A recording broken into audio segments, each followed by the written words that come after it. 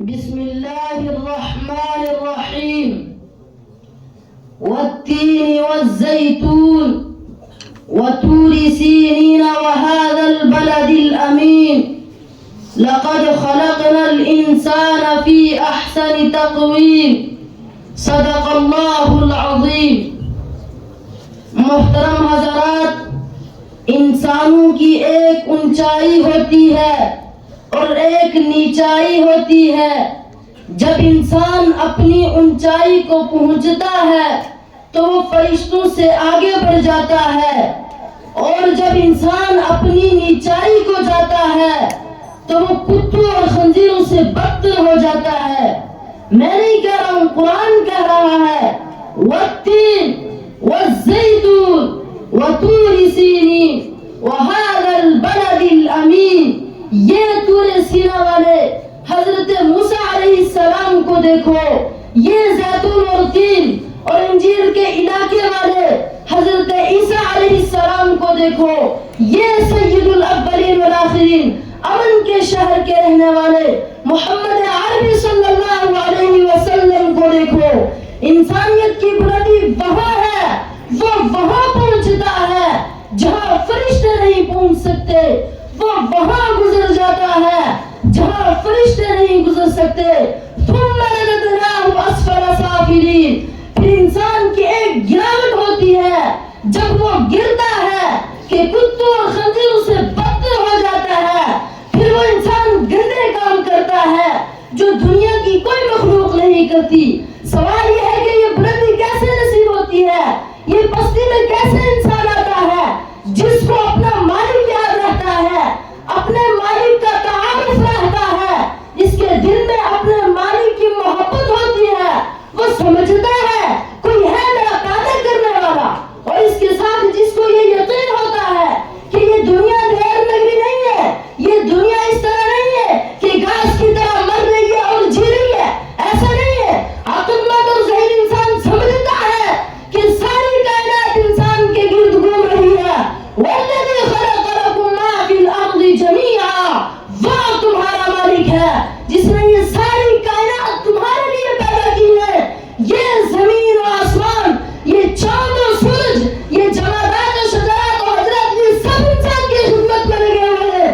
آخر انسان کس کے لیے ہے؟ کیا انسان بھی اسی کے لیے ہے کہ کھاتا جائے، پیتا جائے اور مرتا جائے؟ افحسبتم انما خلقناکم عبثا وانکم الینا لا ترجعون. کیا سمجھا تم نے کہ میں نے اس کائنات کو بیکار پیدا کیا، اور کیا سمجھتے ہو کہ تمہیں میرے پاس نہیں آنے واپس؟ قل الی ربی انہ لحق. اے میرے حبیب کہہ دیجئے میری عزت اور میرے جلال کی قسم، یہ دنیا کرنے کی جگہ ہے، یہ فیصلے کی جگہ نہیں ہے، یہ عدالت میں فیصلہ ہونے کی جگہ نہیں ہے، یہ کرنے کی جگہ ہے.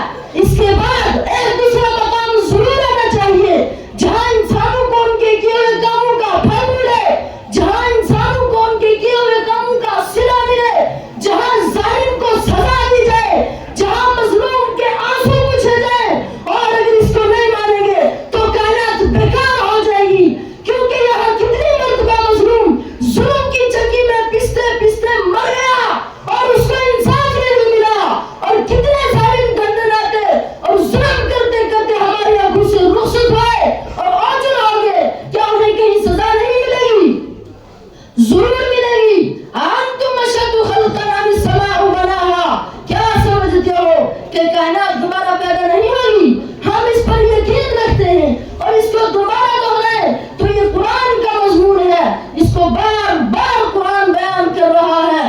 کل من علیہا فان ویبقى وجہ ربک ذو الجلال والاکرام. اس ساری کائنات میں ختم ہونا ہے، اور ختم ہونے کا مطلب ختم ہونا نہیں ہے. اس کے بعد ایک دوسرا مقام آئے گا جہاں رب العالمین کی عدالت لگے گی. وہاں میں نے اور آپ سب نے پیش ہونا ہے. وہاں ہمارا مالک کہے گا لقد جئتمونا فرادا کما خلقناکم اول مرہ. تم اکیلے آئے، تم کسی کو ساتھ لے کر نہیں آئے، باپ کے ساتھ بیٹا نہیں، استاد کے ساتھ شاگرد نہیں، بادشاہوں کے ساتھ وزیر نہیں. لمن الملک اليوم. اور آج کس کی بادشاہی ہے؟ للہ الواحد القہار. ایک رب